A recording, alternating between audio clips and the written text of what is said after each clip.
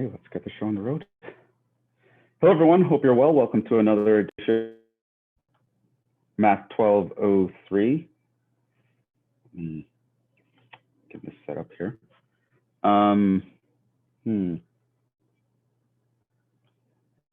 Happy International Women's Day. So it's International Women's Day today, I think. And I think we have a break coming up, but I don't remember exactly when. I'm also not sure if it affects us. It might be on Wednesday.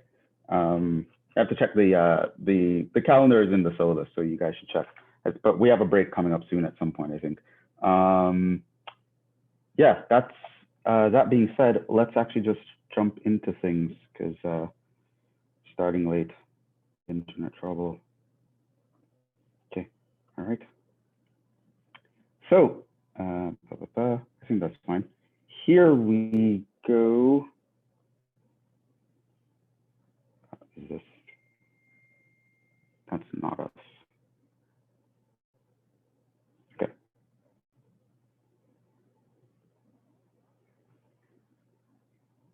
This is us. Okay.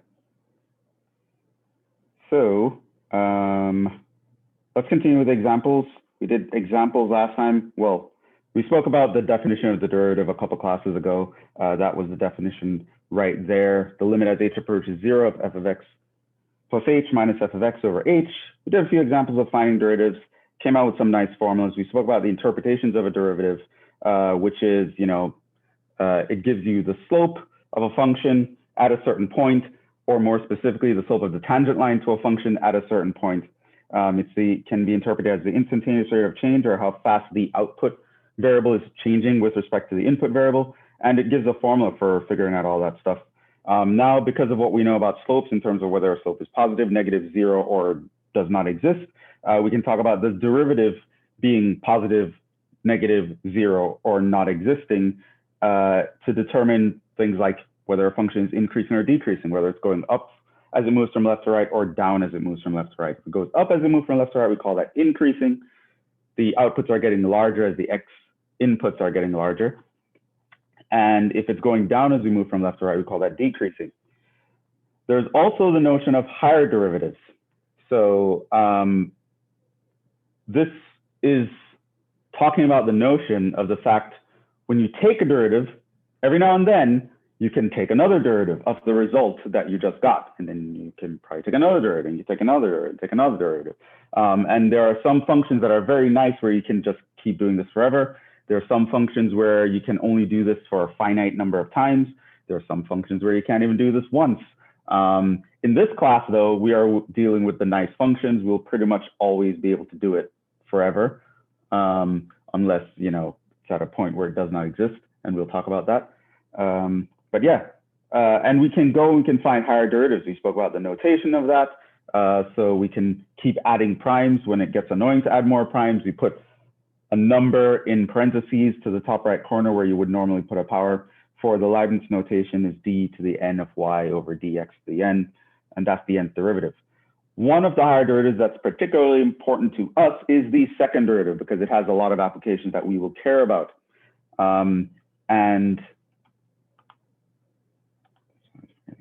And one of those is the physics of motion. So if we have a position function, then when we take the derivative, we get what's called the velocity function. This tells you the rate of change of position, how fast it's moving in a certain direction. If you take the second derivative of position, you get what's called acceleration. It tells you whether or not you're speeding up or slowing down. Another important thing is concavity. Concavity talks about the shape of a graph. Concave up like a cup or down like a frown. Has nothing to do with whether the graph is moving up or down or is negative or positive. It's about how it's shaped while it's doing all this stuff. And this is what we call concavity. Point of inflection is where we change concavity. And concavity, as well as where our inflection points occur, can give us a lot of information. So for example, if something is concave down and increasing, what that means is it's increasing, but at a decreasing rate. So the amount at which it's increasing over time is getting smaller, right? So there are nuances like that. And that's what concavity can help us determine. And inflection can help us determine when these nuances kind of change. There are some important things that we want to talk about with the derivative. all these things that I mentioned last time are important. However, the question remains, how do you actually find them? How do you discover whether or not these things are true? That's what we're going to talk about now. That leads us to the notions of the first derivative test and the concavity test. As I mentioned, there's also something that's very popular, the second derivative test. However, I'm pretty much going to ignore this because for us, it's going to be superfluous. We're not going to need it because pretty much in any situation where you would use it, I would already have asked you to use the first derivative test, and the first derivative test gives you all the same information and more than the second derivative test. So it's never really going to be necessary for us. But now, without further ado, I think that's what we're going to go into. We are going to go into the first derivative test. Let's see here. Get a little brighter.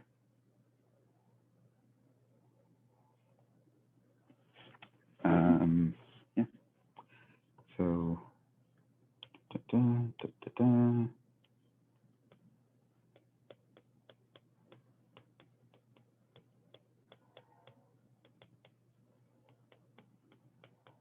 Also, today's class is going to be another one of those classes where most of the class, if not all of the class, I'm just going to be giving you an information dump, just some conceptual ideas that I want you guys to be aware of. We're not going to really be doing many examples or anything like that, but we are going to be covering like some important information that we will need to do problems later.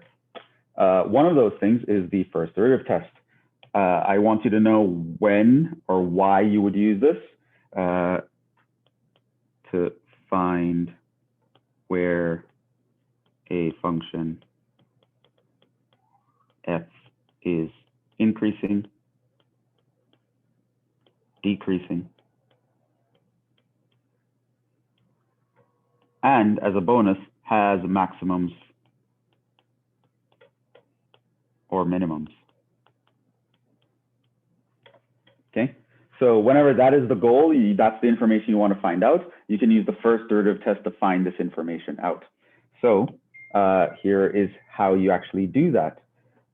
Step one. Find f prime and the critical points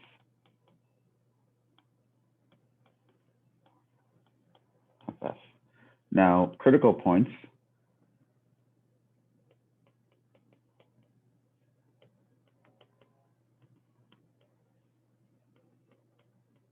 these are the points where f prime equals 0 or undefined. So you're going to find all the points where the derivative is 0 or undefined. So you're going to, of course, have to first take the derivative, then you're going to find all these points, right? And so this will help you find things like, well, it's the first step. It's about a three-step process, although some of the steps can be involved. It's about a three-step process, but this is really going to help you figure out when your function is increasing. Oh.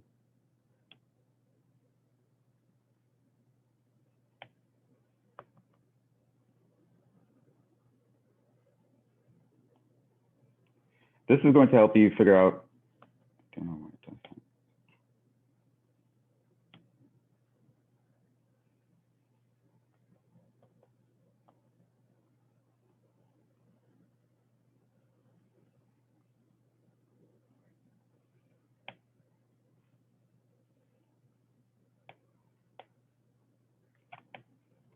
I don't know what's going on with that. Where it's increasing or it's decreasing, or it has something like a maximum point, which might look like this or look like that, or a minimum point, it looks like this or look like that. So we want to find like the highest point on a function or the lowest point on a function, or you want to figure out where it's increasing or decreasing. And these are, maximums. And these are, minimums, right? So that's what we want to find. the first step to do that is to find the derivative and yeah, find the critical points. Now, step 2 would be to plot the critical points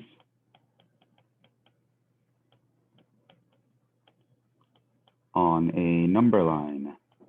Now, there are many ways you can visualize this, but I think the number line is the best way to go about visualizing this.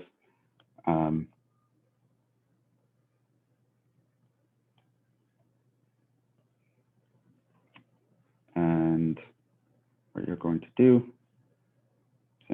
so what I would suggest is you would label this f prime. So let's say here is your x value for critical point.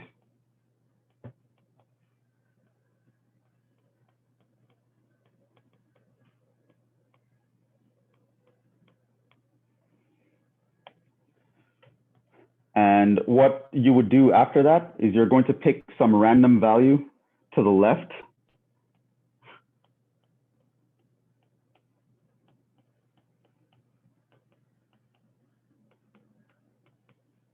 And to the right.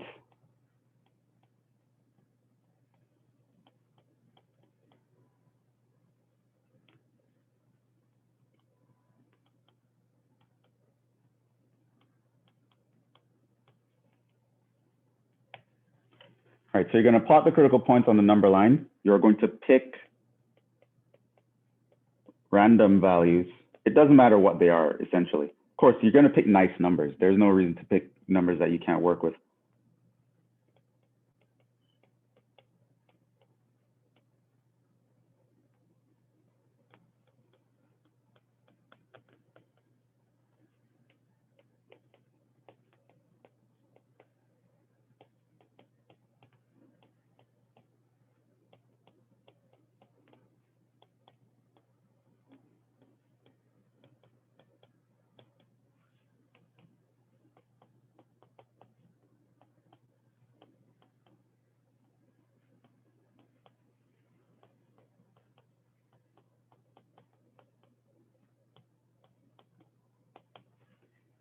Okay. So you find the critical point, just draw a number line, put them on number lines, pick values in between all the critical points, right? Nice values that you can work with.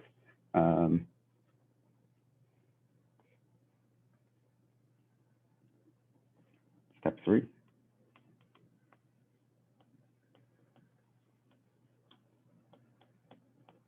Test the random values in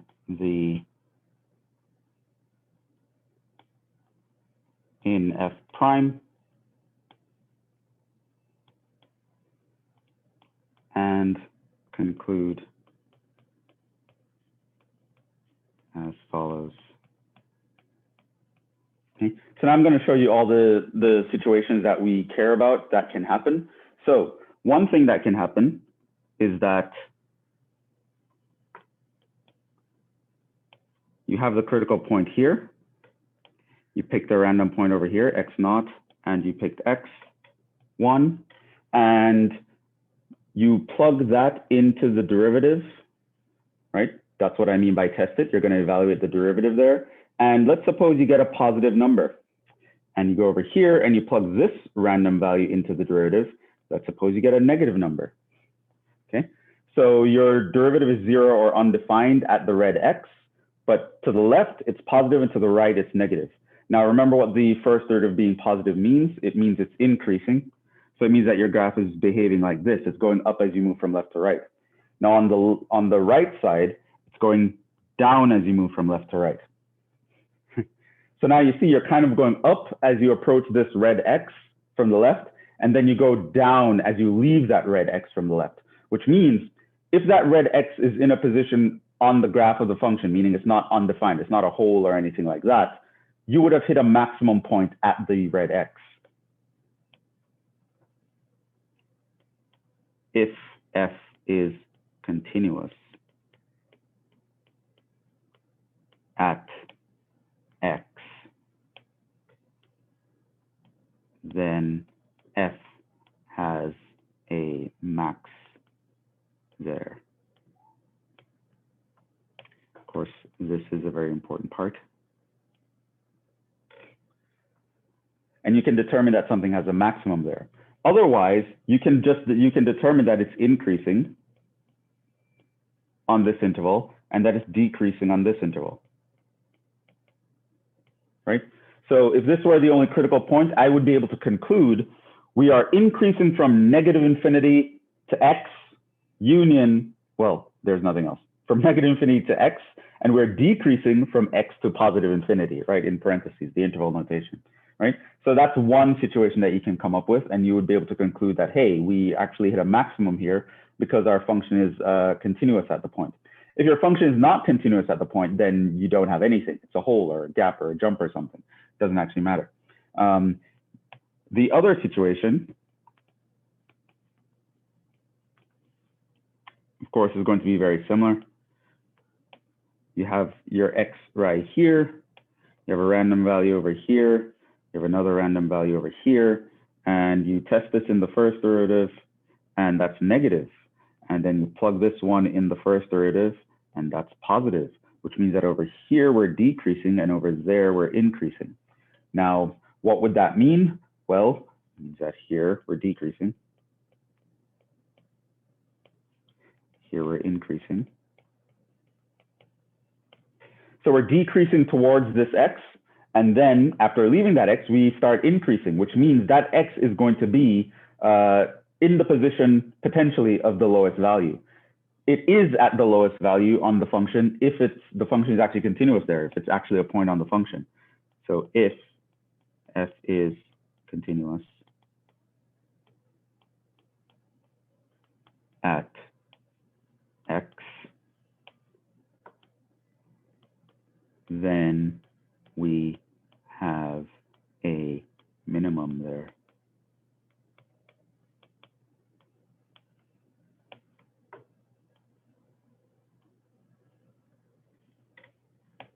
Okay. In any other situation, so example, like you have something like up, up, or you have something like down, down, etc.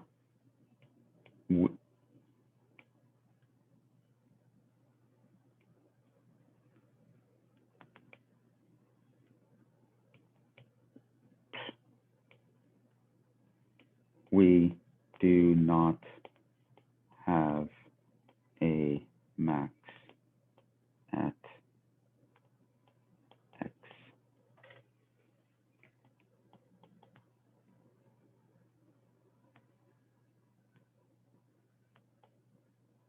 Hold on. We cannot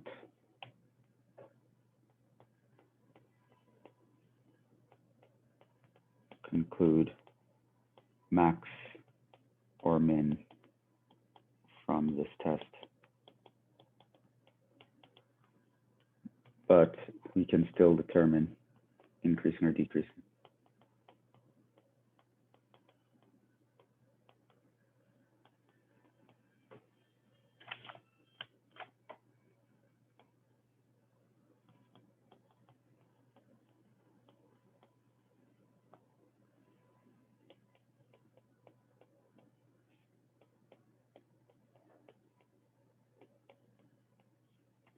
And so that's the first derivative test. Find the first derivative, find the critical points of the function. The critical points occur where the derivative is 0 or undefined. You plot these guys on a number line, you pick a point to the right and to the left, and then you kind of draw on that number line these little arrows that indicate whether it's moving up or down. If it moves up, then goes down, you hit a maximum as long as your function is continuous at the red x. If it goes down and then moves up, you're at a minimum as long as your function is continuous at that red x. In any other situation, you can't determine max or min from this test, but you can still determine the intervals of increase and decrease For example, I can see where it's increasing and where it's decreasing. And that's the first derivative test. What else do I want to tell you? Yeah, that's pretty much all I want to say at this point.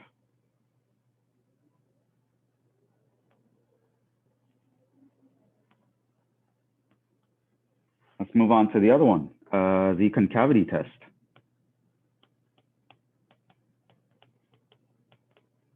Professor, the review is not on the, it's not up on the website. So this guy is to find the concavity, concave up or down, concave up or concave down of F and inflection points.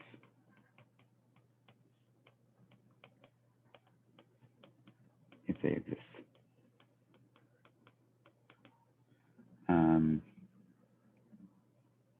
Of course, maximum and minimum don't have to exist either. So you can add an if they exist here if you want. We're never guaranteed that any of this stuff is actually there, but if they are there, this is a method by which we can find them.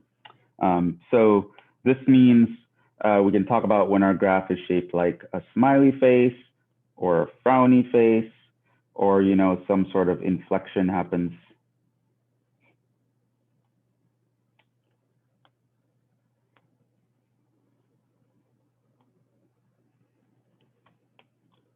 Right, so these guys here,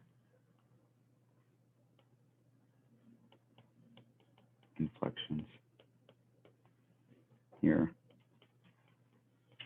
concave down like a frown, concave up like a cup, right? So when you want to determine concavity, you use the concavity test. This also has a three-step process. It's actually super similar to the first derivative test, except use the second derivative. We saw last time the second derivative tells us about concavity. When the second derivative is positive, it's concave up. When the second derivative is negative, it's concave down. So step one.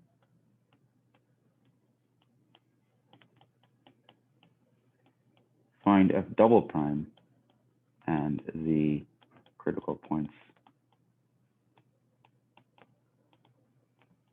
of F prime. That is where F double prime equals 0 or is undefined.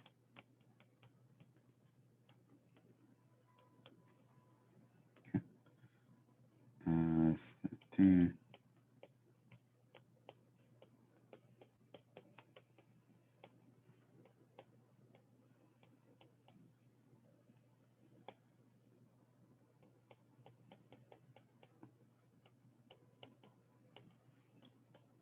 Plot the critical points on a number line. Pick random numbers in between them.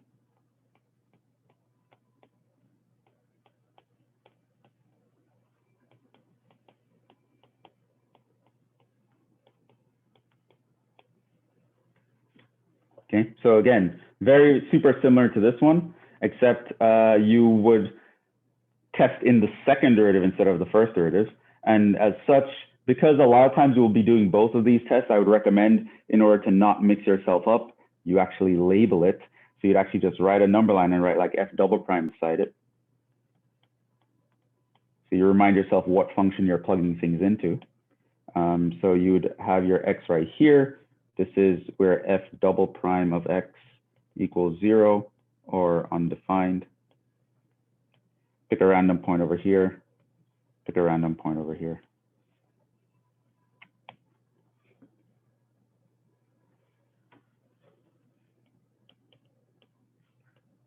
Step 3, you are going to test the random points in the second derivative.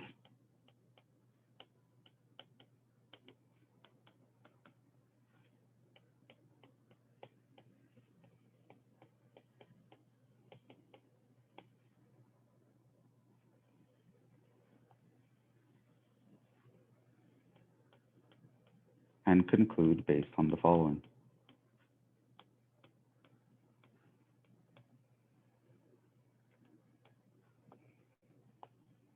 So we have also a couple situations here. Here's our x. Here are our random points. We're going to plug them into the second derivative. Now, because the red x is where the second derivative is 0, it means it's not going to be 0 at any other random point. That's not a critical point, which means it's going to be positive or negative. So let's say it's going to be positive. Whereas over here on the right side, if I plug it in, it's going to be negative. So this means concave up. This means concave down. So concave up like a cup, down like a frown. Notice that I'm drawing it like this because I don't want to tell myself, oh, it's increasing or decreasing. I literally draw a smiley face and a frowny face. I don't want to give myself the impression that it's moving up or down. So I literally just draw like a smiley face or a frowny face. But it might be moving up or down in either case, but I don't want to tell my brain that that's what it's doing. I want to just say, oh, it's shaped like a smiley face or a frowny face. And of course, again, what you'll notice here is that you actually change concavity on either side, which means if f is continuous at x,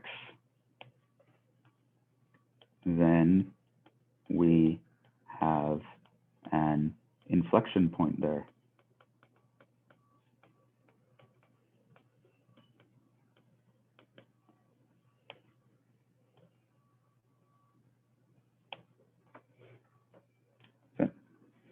Or, of course, it could have gone the other way.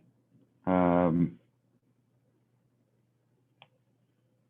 red x, here is our random point. Let's say the second derivative at this point was negative, which means it's concave down over here. And there's another point over here where the second derivative is positive, so it's concave up over here, which means here it's down like a frown.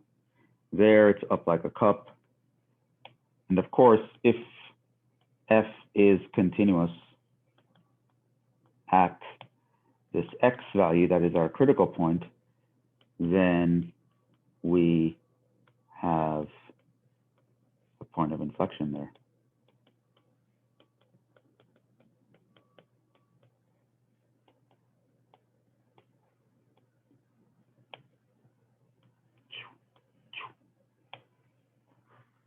Okay.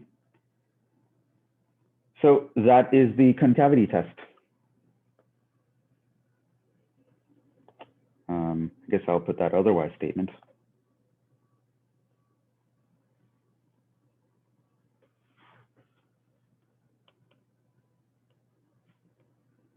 Otherwise, you cannot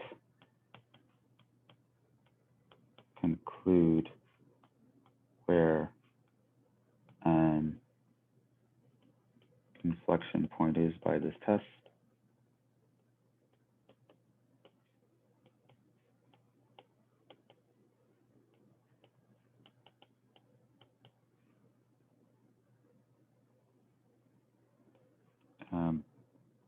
But we can still conclude concavity intervals.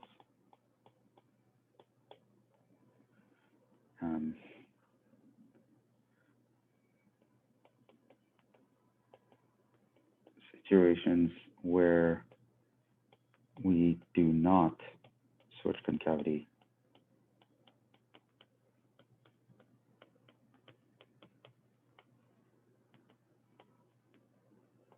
do not have inflections. So this is like, you know, just as an example, we're concave up and we're concave up. Like if you never switch concavity, you're not going to be an inflection, right? So yeah, that is the concavity test.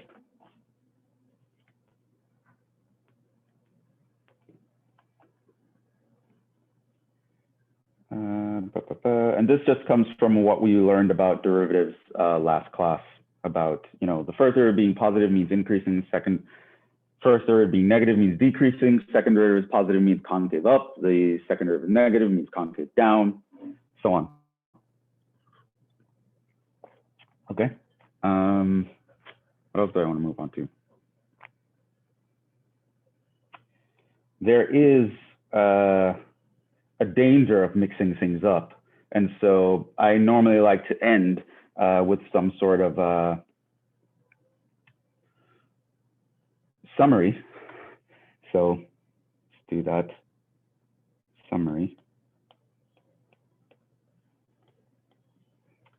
Functions and their meanings.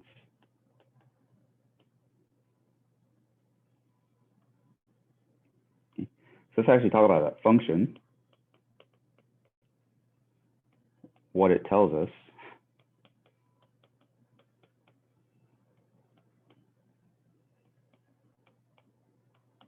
how it tells us. That's going to be important.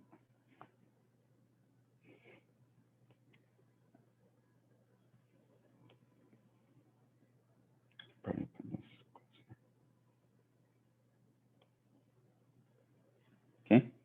Now, the first function is just a function, actually. So here's a function, f of x, or y, y equals f of x. And what does the function actually tell us about? Well, it tells us about things like points on the graph,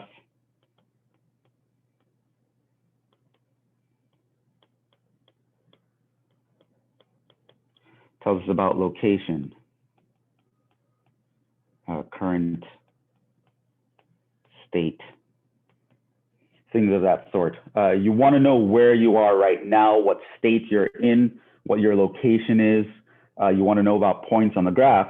The original function, the functions you've been used to for years now, is what you would look at. How they would tell you by evaluation, right? Plug in x, compute y, find x comma y, and that is your location, right? So that's nothing. This is not anything strange, right? However, if you haven't taken calculus before, all the other functions we learned about, they are going to be different.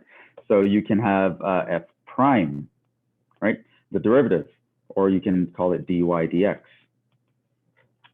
Now, what does that function tell us about? Well, it tells us about increasing, decreasing, maximums, and minimums. Now, how would it tell us that? Well, the first derivative test.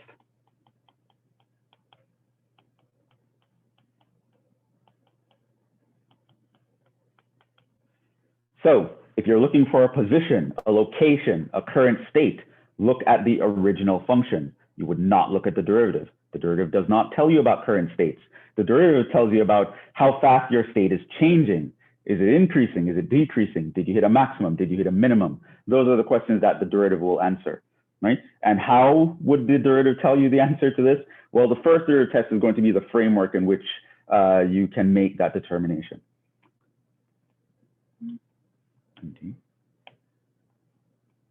And of course, we now also have the second derivative.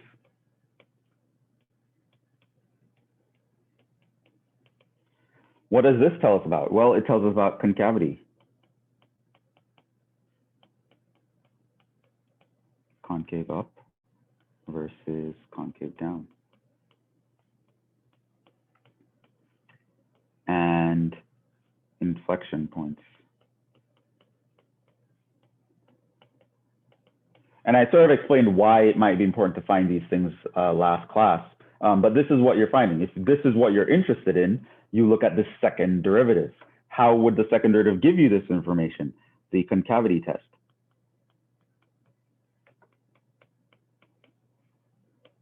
So not only is it important to actually know these tests, let me grab something here. It's like a smudge aspiring.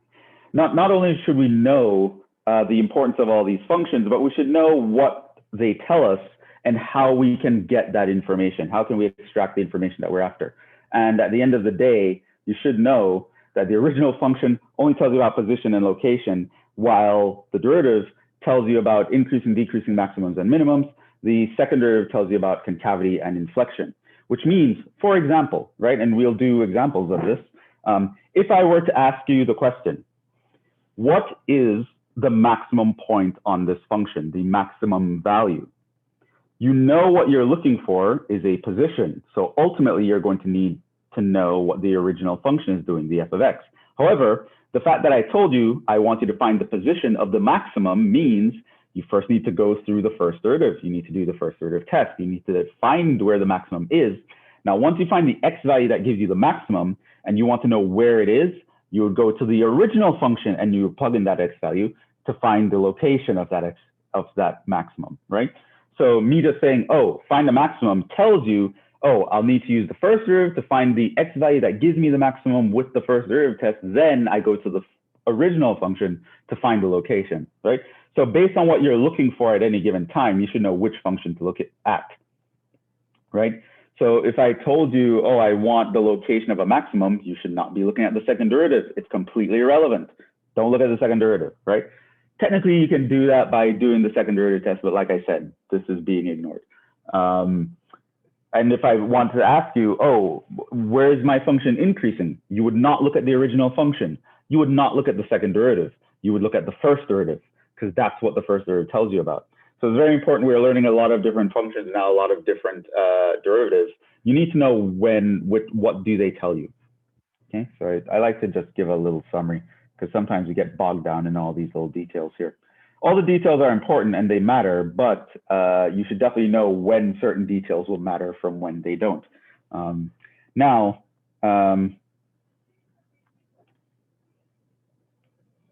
as can be seen, derivatives can give a lot of important info.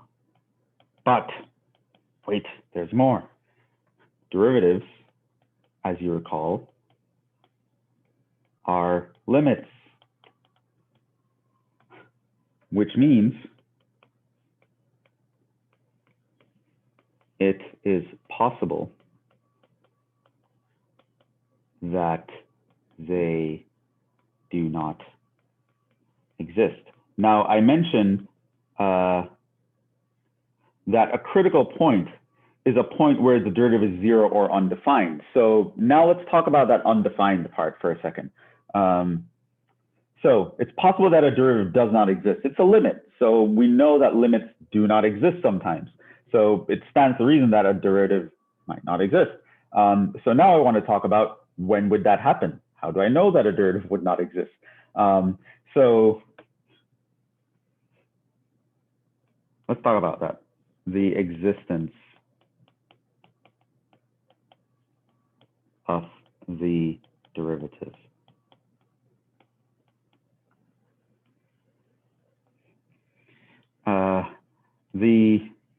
So we can ask the question, when, or in terms of, by when I mean at which points,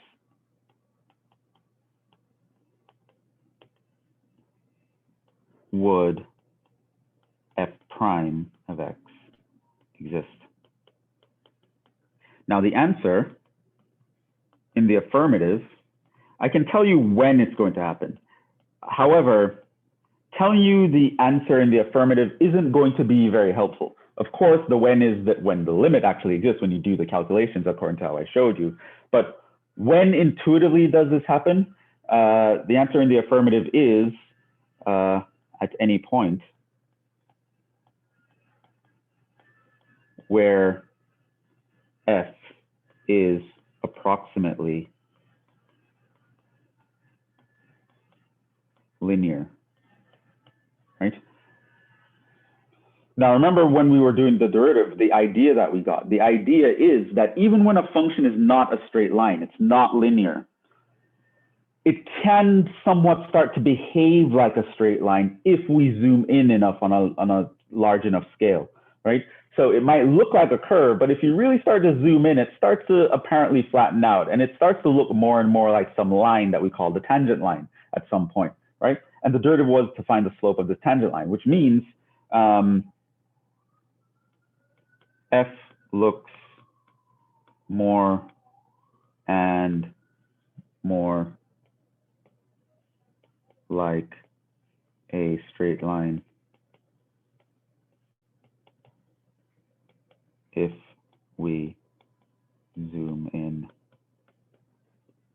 Okay, so that would tell you that it's the derivative would exist if this property happens. However, that's actually not helpful because one, you might not even know what the graph is going to look like, although there are times when I'm going to ask questions like that. I'm going to give you examples of pictures and graphs, and I'm going to ask you, does the derivative exist here? Where does the derivative not exist? And you're going to have to know. It's more helpful to know when it would not exist.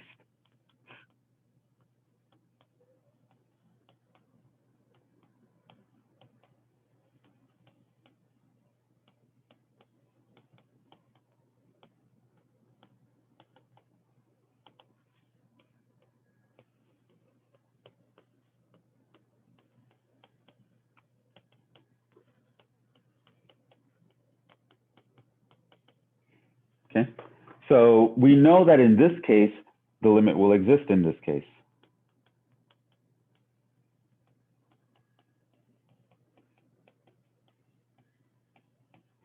But here, when would the limit not exist?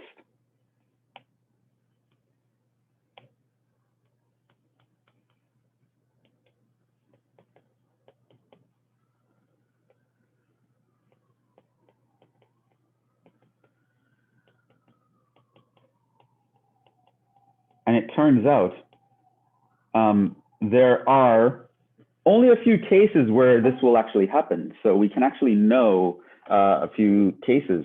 And there are pretty much three. There are pretty much three cases in which you would not have a derivative. And you can know that these are the cases because we know what it would mean for the derivative to exist because of how we develop the derivative. Zoom in and see what straight line it looks like, right?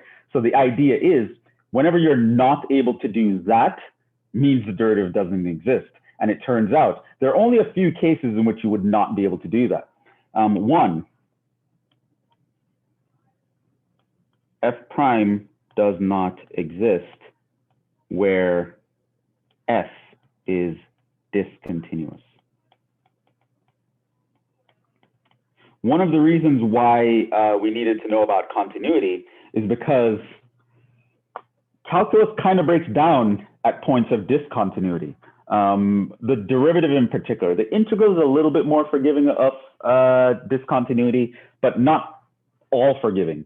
But the derivative definitely, like it's not where it's discontinuous. So remember, discontinuous means that there's a hole, there's a gap, there's a break, there's a disruption.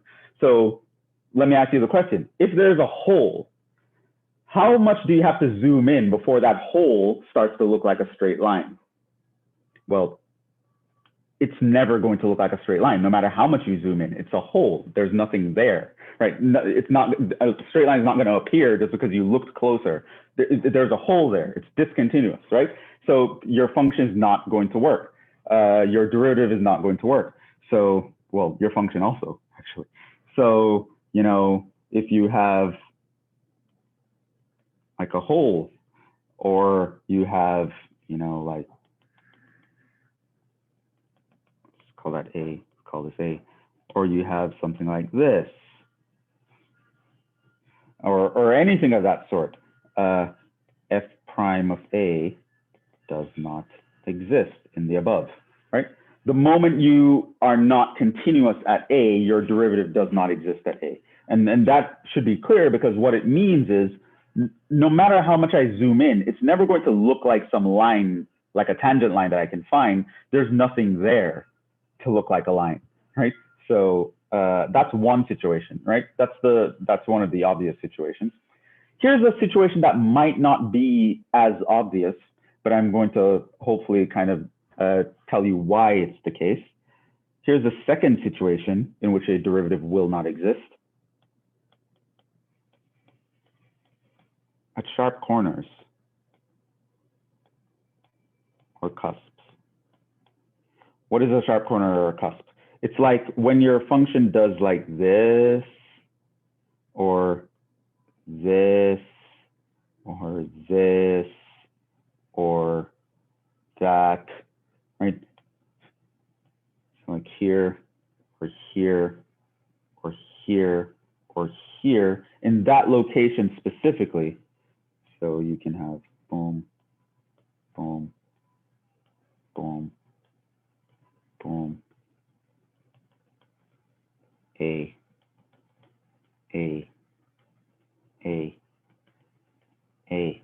right? And again, the reason is the same. If you have a sharp corner, you have like a pointy thing, and you're like, how much do I have to zoom in on this pointy thing for it to flatten out? Like it's not flat. It's never going to be flat. It's a sharp corner, right? The derivative cannot exist at a sharp corner. The thing is, at sharp corners, essentially, you can draw a bunch of lines that can pass through that corner, and any one of them is good enough, is just as good as an approximation to that corner as any other line. Like there are so many slopes that you could choose here, where it's like you can't really choose any. Like there's an infinite number of possibilities here. Like it's not, and it doesn't quite look like any of them, to be honest, right? It's never going to look like one of these blue lines if I zoom in, right? Sharp corner will never look like any of these lines.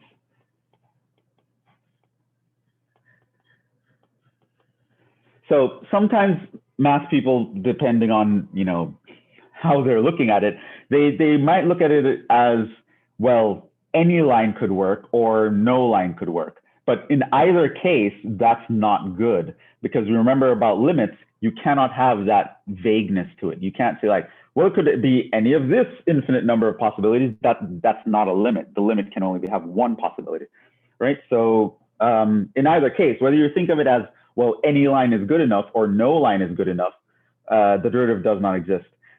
Here is a common analytic example.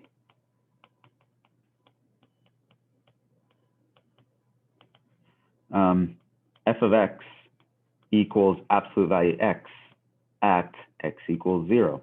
Now we all know that graph. We are familiar with the absolute value of x, right? So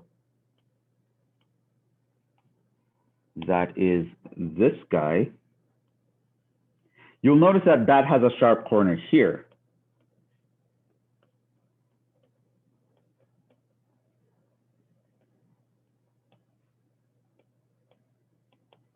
Which means it has no derivative there. Now, the absolute value of x is a pretty nice function. So you might be realizing, like, why would it not have a derivative? Well, let me show you why it would not have a derivative. Suppose f of x equals absolute value of x. We want f prime of 0. But what is f prime of 0? Well, that would mean the limit as h approaches 0 of f of 0 plus h minus f of 0 all over h. And what is that? Well, this is absolute value of 0 plus h minus the absolute value of 0 all over h. Of course, 0 plus h is just h, and the absolute value of 0 is 0. So really what you have is the absolute value of h divided by h. Now, this is actually a limit that we've seen before. And a long time ago, I said, hey, remember this limit? At some point, I'm going to tell you about an example where this is going to be relevant and blah, blah, blah. Said it forever. I don't even remember when I said it. So you don't feel bad if you don't remember when I said it. But we have seen this before, except we had x's in this position. I asked you guys to find the limit as x approaches 0 of the absolute value of x over x. And we found that it does not exist. Why did it not exist? Because the graph looked like this. It was the constant function 1 on the right, and it was the constant function -1 on the left. The limit did not exist because the left and right didn't agree. On the right side, it behaved like 1, but on the left side, it behaved like -1. And so the limit does not exist, but this limit is the derivative of the absolute value. So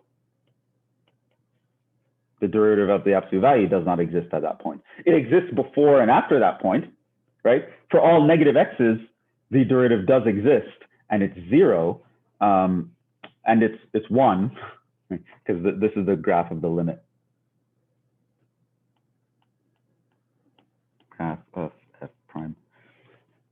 And on the right of 0, the derivative is always 1. On the left of 0, the derivative is always -1. But at 0, it doesn't add up. It's not continuous there. The derivative function itself doesn't make sense. Okay, so yeah, that's the second situation. So if your function is not continuous, or you have a sharp corner, you don't have a derivative. And those are easy to tell from the picture. So I can give you a bunch of pictures and say, oh, identify the points where the derivative does not exist, or where it does exist, where is the function continuous, where is it not continuous, things of that sort.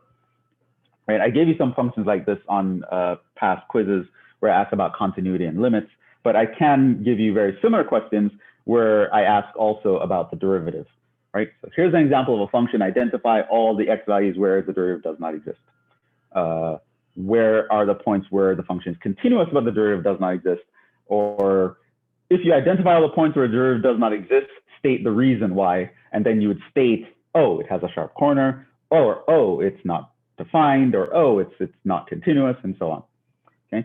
Now there is another situation in which the derivative will not exist, and that one is a little harder to visually see, and it's actually kind of really weird to think about, because it's when your function goes and does something that is borderline making it not a function.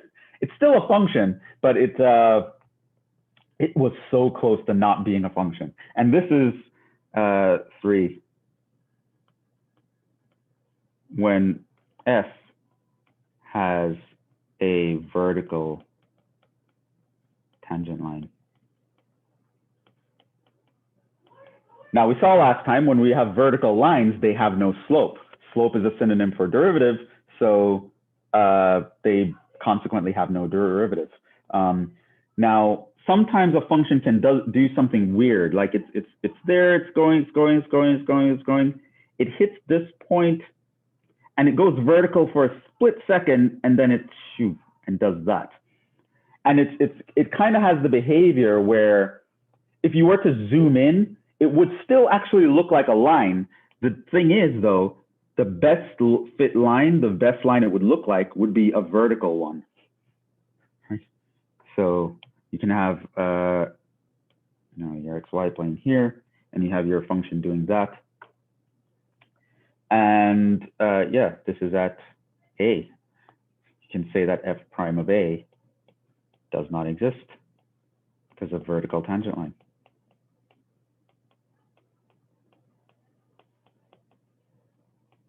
So essentially, your function goes vertical for 1 point, and it has to be 1 point, because remember, functions have to pass the vertical line test. So a vertical line can only touch them in 1 point. But there are functions who go vertical for literally 1 point, and then they snap out of it, right? And whenever that happens, at that point, you won't be able to find the derivative because the tangent line will be a vertical line, and vertical lines do not have slopes.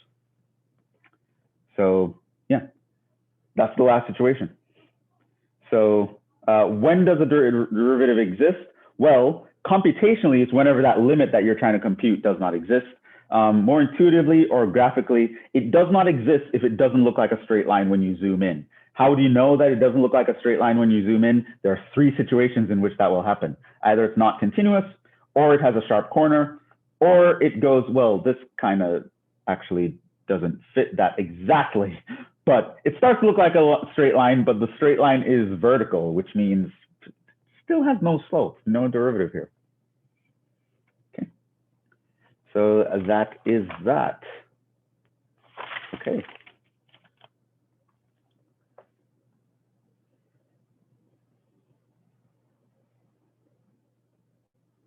Okay, so that's actually all the, well, for the time being, all the conceptual things I want to talk about. And now we're going to actually go back to more computational stuff. We are, at this point, going to enter chapter 3. Ugh.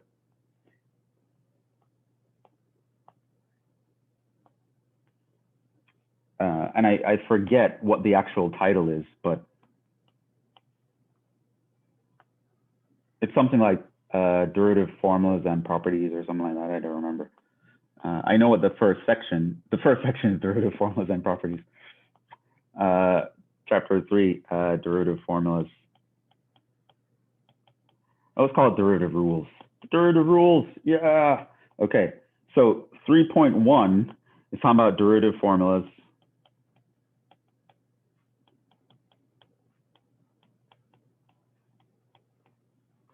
And properties.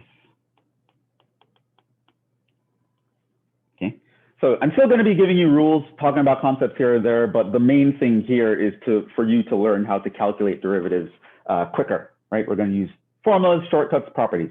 Okay, so let's actually talk about first the properties. And again, by properties, we often mean algebraic properties. What kind of calculations? How does arithmetic function with derivatives? No pun intended. Okay, so suppose f is a differentiable function. In fact, I want two of them. Suppose f of x and g of x are differentiable functions, meaning the derivative exists. I can actually compute it. Differentiable functions, and c is a constant, then the following hold. Okay, there is one property called the constant factor property.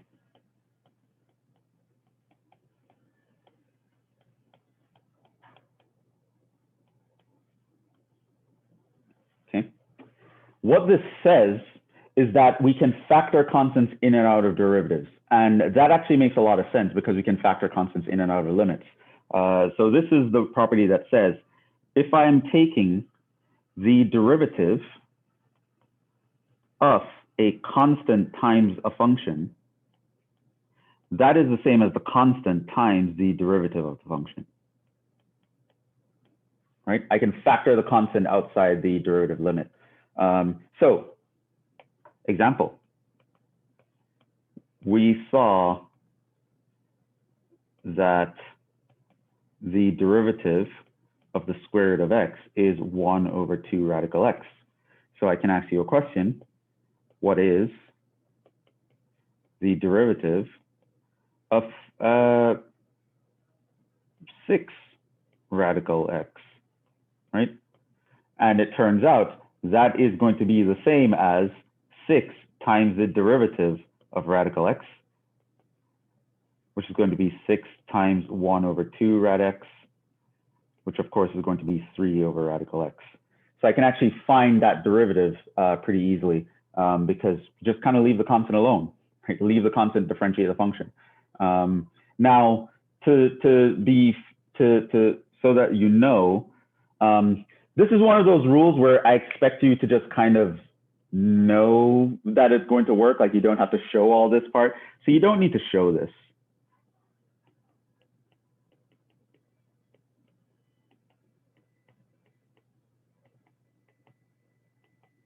Right, so another example.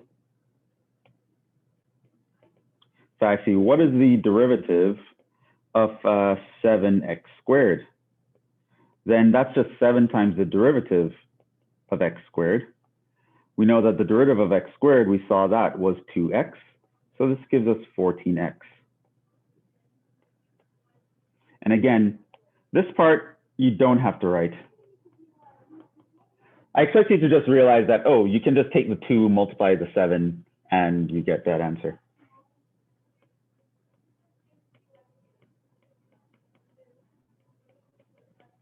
So you see 7x squared actually for the derivative. I expect you to pretty much immediately know that the answer is 14x. Because I pretty much expect you to immediately know that the derivative of x squared is 2x. We'll actually get to that, not this class, but next class, a more general way to talk about derivatives of x to some power. Okay, so that's one thing. That's the constant factor property. We can factor constants out in and out of derivatives. The second property is the sum difference rule.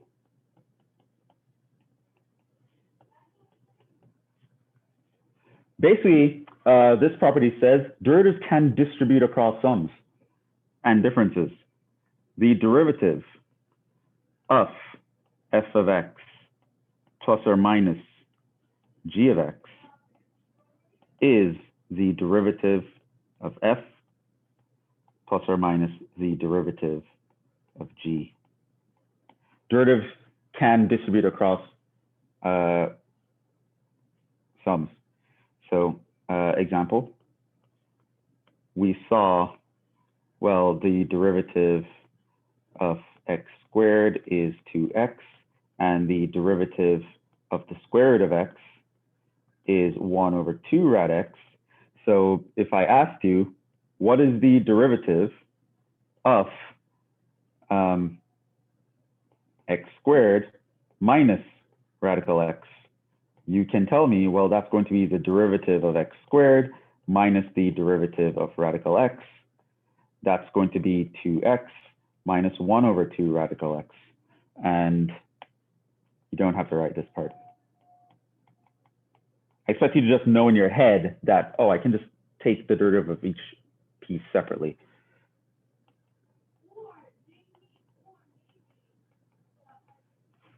Okay, so that's that. Or if I can, and again, the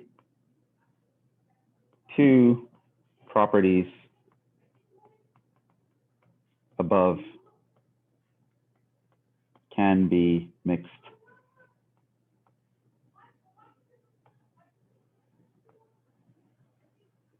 So, for example, if I ask you, what is the derivative of 7x squared plus 5 rad x minus 3 over x, right? Notice that I'm writing this in blue because you don't have to write it. How you can look at this is as, oh, this is just them asking me what is the derivative of 7x squared plus the derivative of 5 rad x minus the derivative of 3 over x. But do I know derivatives of those functions? Well, there are constants in front. I can factor those off. Put them in front.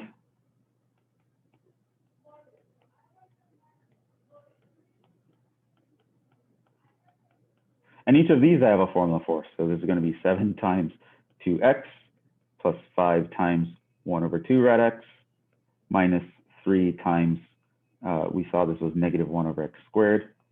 And so ultimately, you can say this is 14x plus 5 over 2 rad x plus 3 over x squared. And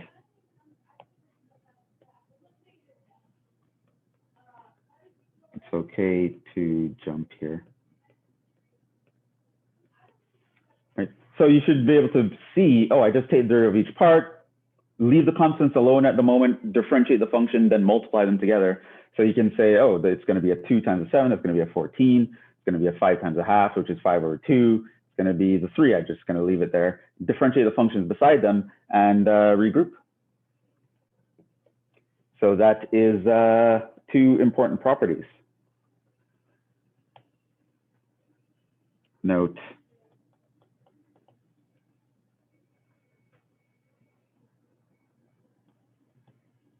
we have not said derivatives distribute across products,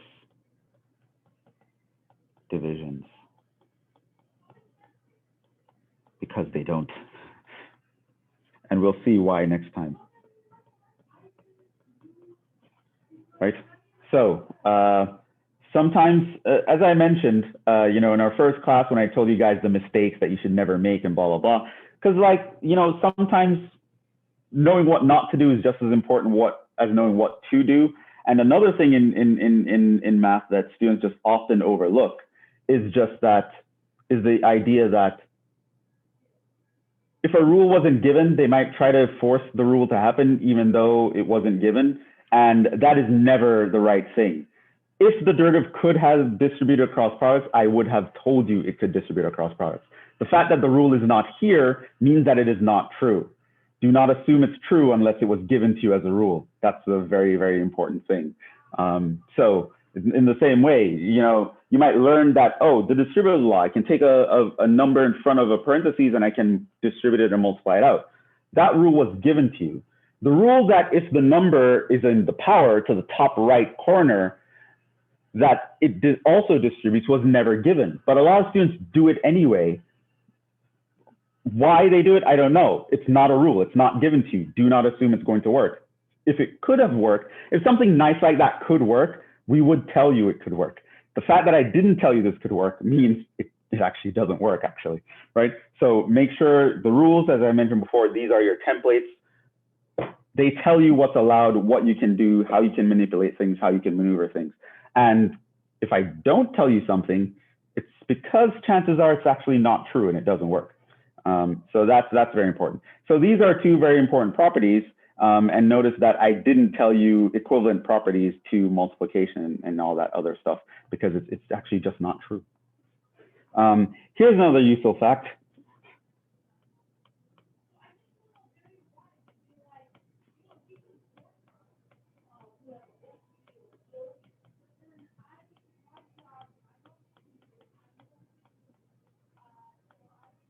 Now, there are times when I prove these formulas, but usually not in an applied calculus class because the derivation is, it's not crazy hard, but it's somewhat too sophisticated for us to worry about. But the derivative of a to the x, right? An exponential function, we spoke about those. Those guys are important. This is a to the x, ln a, okay? Now, a greater than 0 is a constant. Okay, so that is a rule. This is just something that we know now. Yeah, that's it. We know this now. So, for example, if I ask you, what is the derivative of 2 to the x? Well, it's 2 to the x ln 2. What is the derivative of 7 to the x? Well, it's 7 to the x ln 7. What is the derivative of 2 times 3 to the x? Well, I can use the constant factor rule. That is just 2 times 3 to the x ln 3, right? What is the derivative of pi to the x? Well, it's pi to the x ln pi, right? This is just the rule we know now. In particular,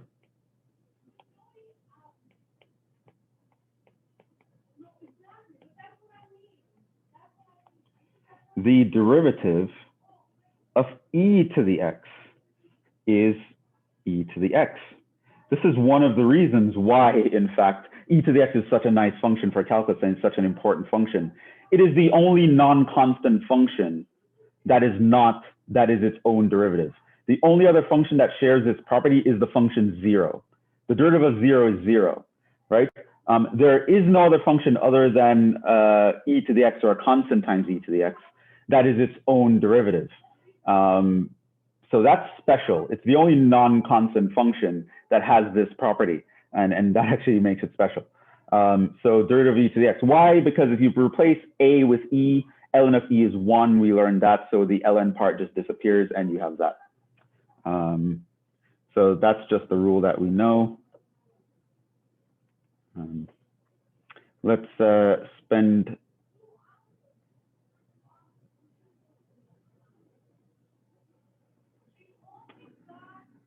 maybe I'll start for a few minutes. So another thing that we want to know is something called the chain rule. This guy is used to differentiate composite functions.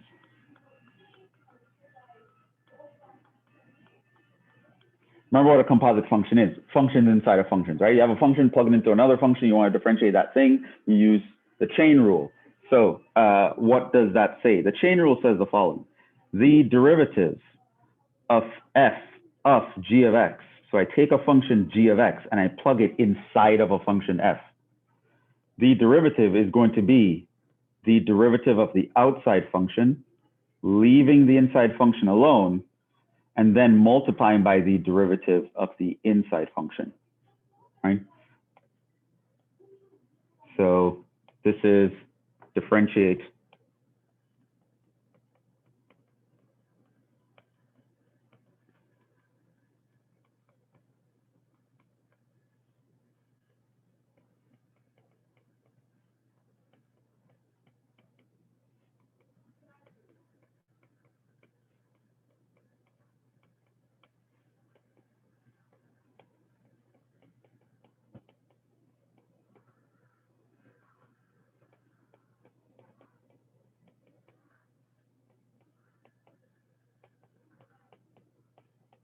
chain rule is very important. We use the chain rule to derive a lot of formulas. And in fact, I'm going to use it to derive the derivative of the natural log for you guys next time. So the chain rule, super duper important rule. Definitely, it is something that you want to have memorized. Normally, when I have an in-person class, this is always going to be a question on the quizzes, like a fill in the blank. State the chain rule, right? State all these other rules I'm going to give you. Like I'm going to give you things called the product rule and quotient rule and all these other things. And this is just a rule that you should know. So let's talk about an example.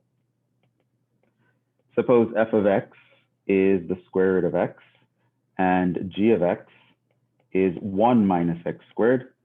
Then f of g of x is just going to be the square root of 1 minus x squared. Now I can ask you, what is the derivative of the square root of 1 minus x squared? Right? Which seems like a very complicated function. However, we do know how to differentiate the square root. We do know how to differentiate 1. We do know how to differentiate the x squared, but we have an inner function and an outer function, right? So it turns out that the derivative of 1 over x squared, what are you going to do? You just think of the inner function as one thing, just keep it intact, don't mess with it. We know that the derivative of square root of x is 1 over square root of x, so the derivative of square root of blah starts out as 1 over 2 times the square root of blah, right? Notice that I leave the inside alone.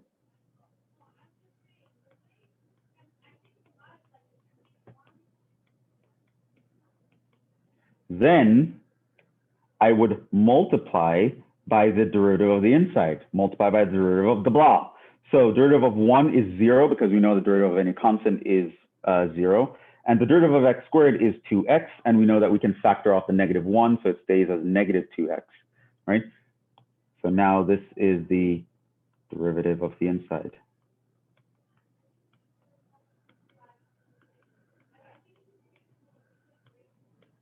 In parentheses. So, of course, you can simplify at this point. So you have 1 over 2 rad 1 minus x squared times minus 2x. You can cancel these guys. And so the derivative of this is going to be minus x over the radical of 1 minus x squared, right? For example.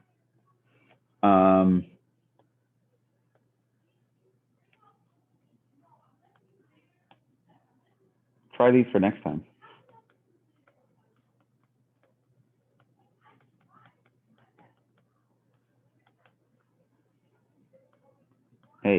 what is the derivative of radical x plus 1 over x squared? I would suggest that you try this in two ways. One, multiply out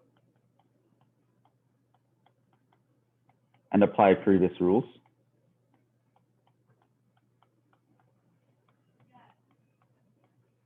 Two, use the chain rule. You'd realize that you can now differentiate without multiplying out. You are going to get the same answer.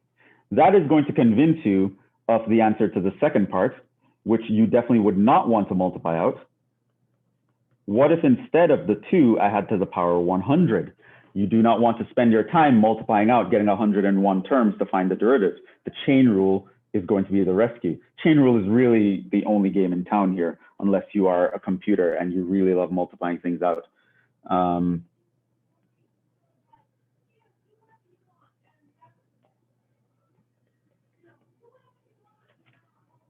Try that.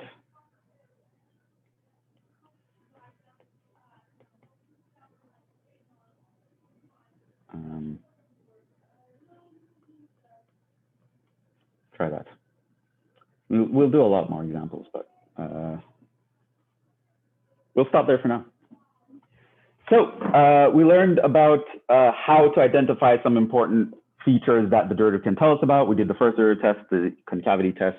We saw what the different derivatives are important for and how to determine that, which is summarized in this table, tells you when to use which function. We saw when the derivative would exist versus not exist, very important. We also now started talking about some rules. Let's get more efficient without having to go through the limit all the time. How can we find derivatives of functions quicker? And this is the beginning of it, knowing all these rules and formulas and properties of the derivative. We'll pick up with more on that next time. Yeah, and that is that. This also reminds me of something I did want to say. I know that a lot of you are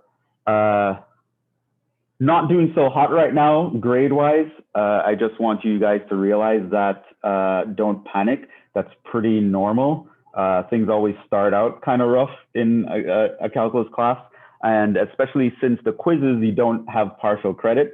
So the grading is harsh, and it's somewhat on purpose, but don't kind of take that to mean, oh my God, I just might as well drop the class or I'm going to fail. Or I wouldn't think of making such a decision until like after the first test, right? I mean, you're beyond the point where you can drop the class without incurring a W. You might as well stick around.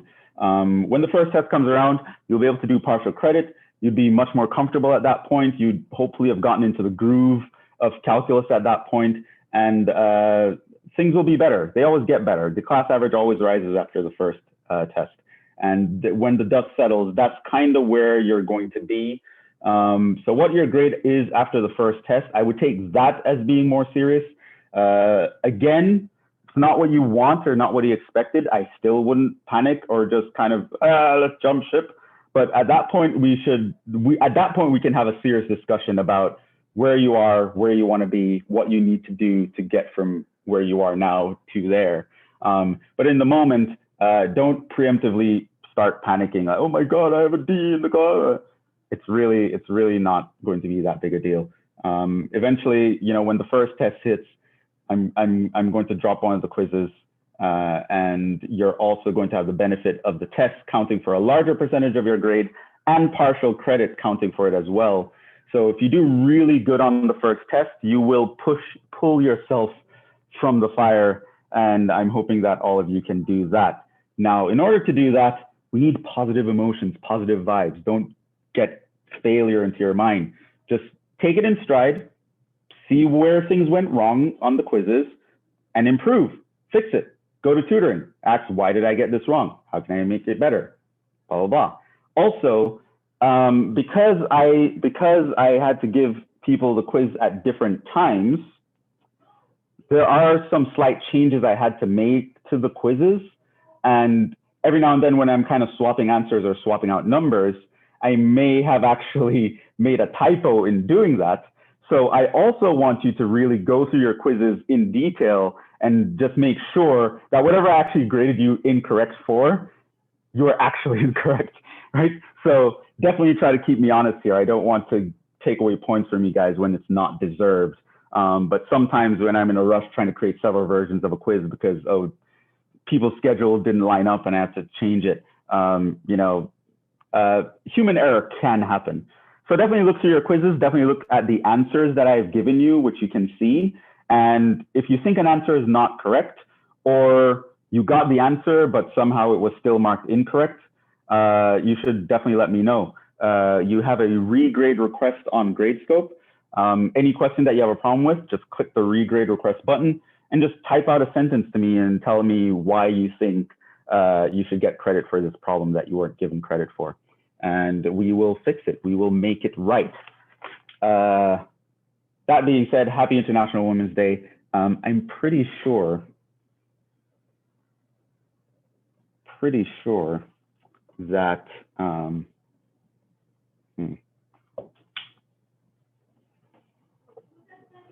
that we have like a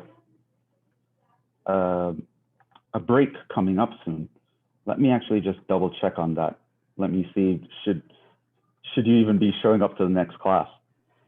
I believe the break is Wednesday the 10th, if I'm not mistaken. Okay, so it is a Wednesday, so it won't affect us anyway. But I just want to make sure. I do have classes on Wednesdays, but it's not you guys.